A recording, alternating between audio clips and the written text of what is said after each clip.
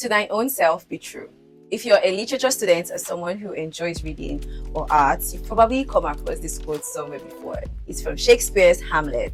And that kind of sums up what we are going to be talking about on the Soft Life with Shuga today. Hi, welcome to another episode of the Soft Life with Shuga, where we discuss how to live your best life right now. Today we're talking about authentic living, which is a title that came to me from the idea of living life as your real self. I've always been a believer in the idea that for you to live your best life, you need a level of self-awareness. This is a gospel I preach on every platform. Instagram, Substack, YouTube. I talk about it everywhere. I think that for you to be able to define what constitutes a good life to you, you need to know what suits you specifically. So first things first, before we start discussing anything about living your best life, living a soft life, we have to first of all discuss self-awareness. We have to discuss what are your values, what are the things that make you you, what are the things that you prioritize. And that really is the anchor of what authentic living is all about. This video has nothing to do with sexuality, gender, anything like that. And I'm giving this caveat, this disclaimer, because I personally happen to think that wrapping your identity around your sexuality is not a very wise thing to do, but we will not get into that in this video. In this video, we'll be talking about finding out your values, discovering the things that really make you go, encouraging yourself to pursue the things that matter to you, and truly living life as your best possible self. Recently, I took a break from writing on Substack. And if you know me, you probably don't know me that well yet. But if you know me on other platforms outside of YouTube, you know how big of a deal that was for me. Writing is one of my favorite things to do, but it also happens to be what kind of takes my energy the most. And by energy, I mean my creative energy. Of all my creative outlets, every other thing I do, I think writing just demands so much of me. And that was why I knew that it had to go. I was feeling very dry, very spent. I wasn't doing a lot to fuel myself. I wasn't doing a lot of the things that would naturally keep me going, keep me active. I was just in meetings, I was working, I was indoors, I was hardly going anywhere. My kind of person, and I've discovered this long ago about myself, is that I thrive on new experiences. I thrive on new relationships. I thrive on meeting new people, doing new things, or just forming new memories with the people I already know, with the things I already do. I just enjoy that idea of exploration. I think I'm a bit of an adventurer. I think so. So I wanted to take a break and travel all the way to Enugu or Port Harcourt or somewhere serious like that. But unfortunately, I need to get my bag up, so I couldn't do that.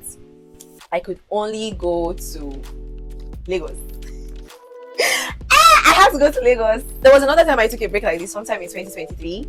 And it was also Lagos I went. I needed a break from life. I just needed to be refreshed. And I went to Lagos. And that was kind of the same thing I did now. And it's not because I love Lagos or Lagos is so good to me. I have a love-hate relationship with that place. But my friends are there. Therefore, there's room for new memories, I guess. And that is why I usually go there. So I went for 2 weeks. And those 2 weeks were so good for me. I returned feeling so refreshed. When I was there, I laughed, I cried, I carried a baby, I saw my friends, I went to see movies, I danced, I was constantly recording stuff, eating good food, meeting new people. I just did stuff that wasn't my usual, that was not my routine. And that was basically the essence of my break. I wanted to be replenished. I needed that rejuvenation. You know, these TikTok trends that I almost forgot that this was the entire point. Exactly. When I was in Lagos, I just felt like, oh, I almost forgot that this was the entire point. Now bringing this back and tying it to the idea of authentic living.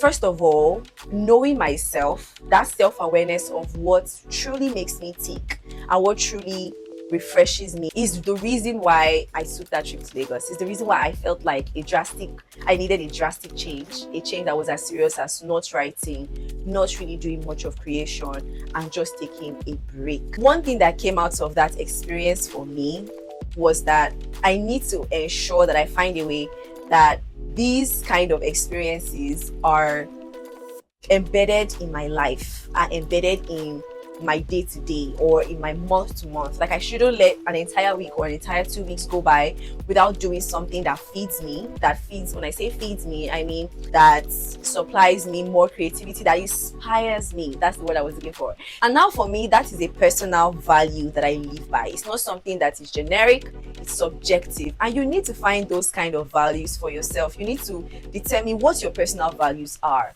You shouldn't be assimilating things that are just going on around you. TikTok trends, now you're a skincare girly, now you are a gym bro, now you are this, now you are that, because that's what people around you are doing. You really need to find what speaks to you, what speaks to your soul, what speaks to your person. And that is the essence of authentic living. If you're a kind of person who is garbage in, garbage out, constantly online, assimilating ideas, perhaps you can't even help it. Maybe you're a social media manager, for example. You need to ensure that you take the time to define what are your values, define the things that make you who you are, the things that you have to live by. It might be something as rudimental as, is it rudimental or rudimentary? It might be something as rudimental or rudimentary as taking a walk every day and giving to the poor that you see on the road, or ensuring that you give to the poor every single week. It could be anything. As long as these are things that make you feel like you are your authentic self. You're not compromising, you're not lying, you're not pretending to be something you're not. You are staying true, you are being a man or woman of integrity. Then they need to make the cuts. So today or tomorrow or this weekend, take the time, whenever you see this video, take the time and think about it. Who am I? What are the things that make me go? Am I someone who enjoys challenging my brain? How can I find more things that challenge me? How can I find more things that make me tick? How can I feed this part of myself in order to ensure that I'm a well-rounded individual?